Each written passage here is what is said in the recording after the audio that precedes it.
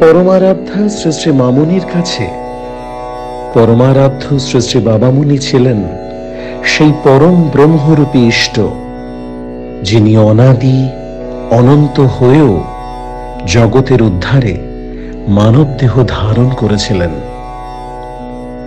কোন এক গুরু পূর্ণিমার পুণ্য লগ্নে প্রাণাধিক প্রিয় ইষ্টের রাতুল চরণে অঞ্জলি নিবেদনের সময়ে শ্রী শ্রী মামুনি তাৎক্ষণিক সুরারোপ করে নিজের কণ্ঠে গুরুস্তোত্র গীতের মাধ্যমে প্রদান করেছিলেন সুরের অর্ঘ্য। সৌভাগ্যক্রমে সেদিনের শতোৎসারিত সেই সুরমূর্ছনা রেকর্ডবন্দি করা সম্ভবপর হয়েছিল। আজ সেই পবিত্র গুরু পূর্ণিমা, পুণ্য এই তিথি উদযাপনের লক্ষ্যে আসুন আমরা শ্রী শ্রী মামুনির শ্রীকণ্ঠে গীত গুরুস্তোত্র ভক্তি বিনম্র চিত্তে শ্রবণ করি এবং সংকল্পবদ্ধ হই যে গুরুর প্রতি থাকবে কুণ্ঠাহীন আনুগত্য ও পরিপূর্ণ নির্ভরতা। কারণ বিস্মৃত হলে চলবে না যে গুরু কৃপা বিনে ভবসাগর পার হওয়া অসম্ভব। ওম ব্রহ্মানন্দং পরমসুখদং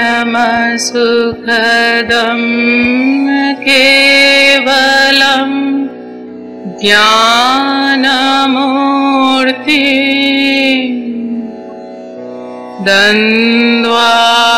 দ্বন্দ্বাতীতম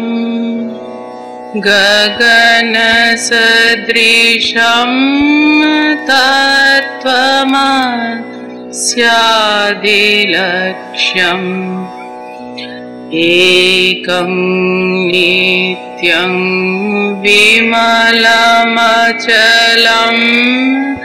সর্বদা সাক্ষীভূতম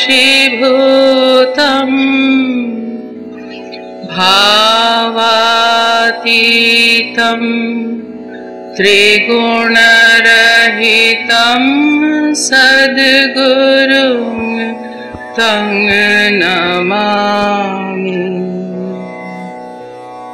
ওম যস্মাজ্জাতম জগৎ সর্বং যস্মিন্নেব বিলীয়তে येनेदं धार्यते चैव तस्मै श्री गुरवे नमः।